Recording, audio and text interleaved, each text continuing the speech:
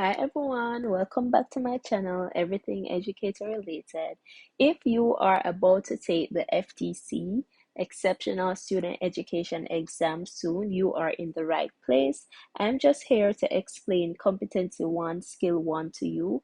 I will be having different videos explaining different skills. So if this is something that you would like for me to continue to do, go ahead, hit the like button, comment, and make sure to subscribe. So in this video, I'm going to discuss the state and federal legislation that govern the education of students with exceptionalities. So in other words, these are legislations and laws that were put forth to impact students with disabilities in a good way, right? So for example, the first legislation that was passed in 1975 is the Individuals with Disabilities Education Act. So this really ensured that children with disabilities received a free and a appropriate public education.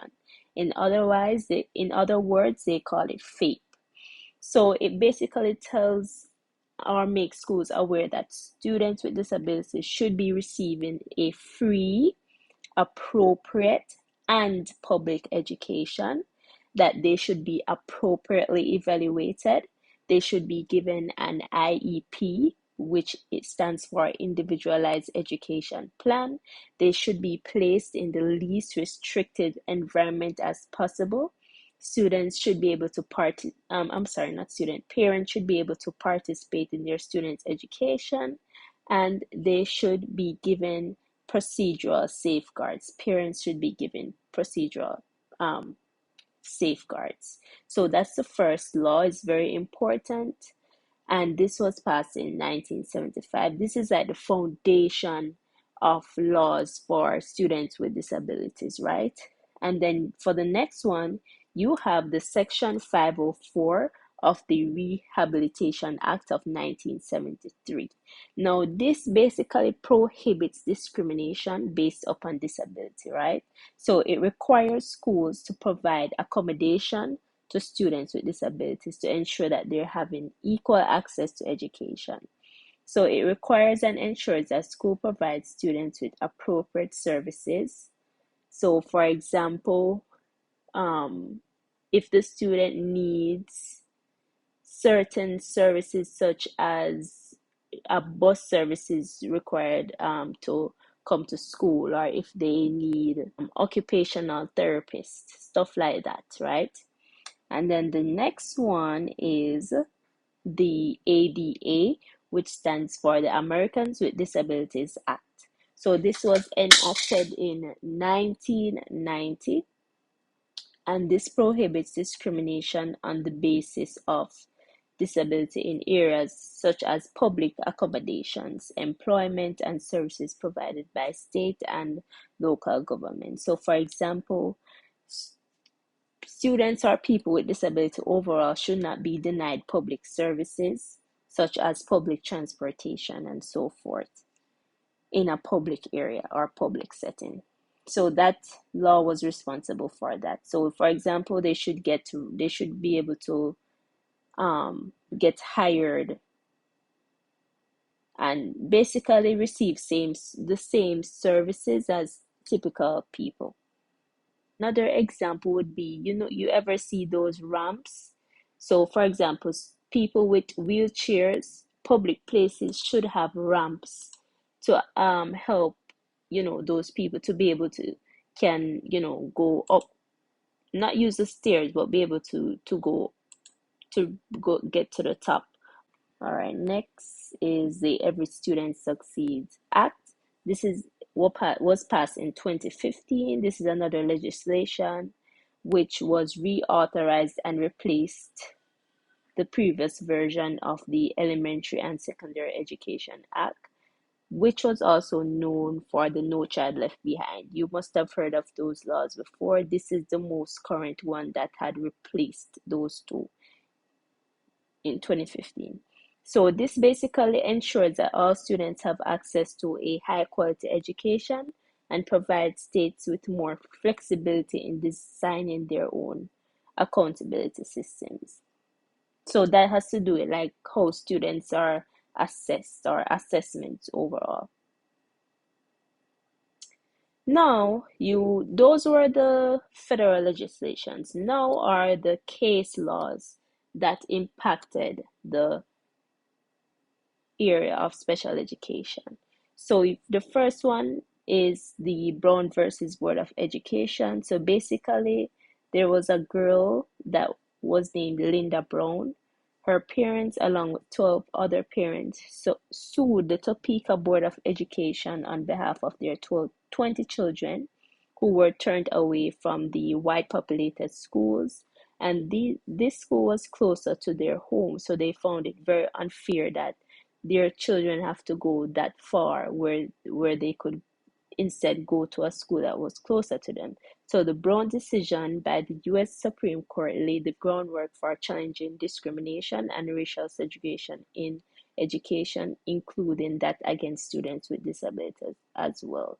So this is the foundation that stopped racial segregation in schools, and this also impacted special education students as well, and so they could not be segregated either.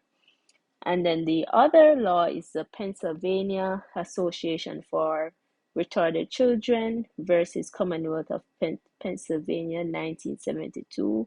We don't use that term again, retarded, we don't use that term again, but that was the name of the law. So this court ruled that excluding these children from public schools violated the Equal Protection Clause of the 14th Amendment. So children with developmental disabilities were excluded from public education. So they were excluded because, well, in that case, they were excluded if they didn't attain a mental age of 5. So this case really allowed children to receive free and appropriate public education. The next law is the Mills versus Board of Education, so of District of Columbia 1972. This one was similar to Park in it that it addressed the exclusion of students with disabilities from public school. So the court ruled that students with disabilities have a right to an education and that the District of Columbia must provide appropriate services. So the district excluded children with exceptionalities from participating in schools by expelling the students for behavior. And this wasn't right. So because students should have been able to get due process rather than just expelling them. So there should be a way in which, there should have been a process in which, to go through before expelling children. So this law stopped that from prevent students from being expelled just like that. And then the other law was the Board of Education versus Rowley. So, or Rowley, I'm not sure if I'm pronouncing it correctly. This was passed in 1982. So this landmark case set the standard for what constitutes as the free and appropriate public education under the Individuals with Disability Education Act. So the Supreme Court ruled that as long as the individualized education program, that is the IEP, provides educational benefit, then it meets the requirements of IDEA. So in other words, there was a girl named Amy Rowley, a student at Furnace Wood Schools. She was hearing impaired, in which the school trained administrators to do sign language and provided her with hearing aid and like teletype machine. But the parents believe she should be provided a sign language interpreter, but the school doesn't believe she needs one. And so the parents took this to court, and she was denied free and appropriate education in violation of the EHA, the Education for Handicapped Children Act of 1975. So the court ruled Amy be provided a sign language interpreter. So that's how we have this case now, which, constitutes that, whatever a child needs, as long as it, provides a free and appropriate public education, they should be granted that. The Honig versus Doe, basically of 1988, basically states that the Supreme Court held that students with disability cannot be excluded from school for behaviors related to their disabilities. The Cedar Rapids Community School District versus Garrett, 1999, was a case that addressed the provision of related services. So, for example, counseling, therapist, stuff like that, those services.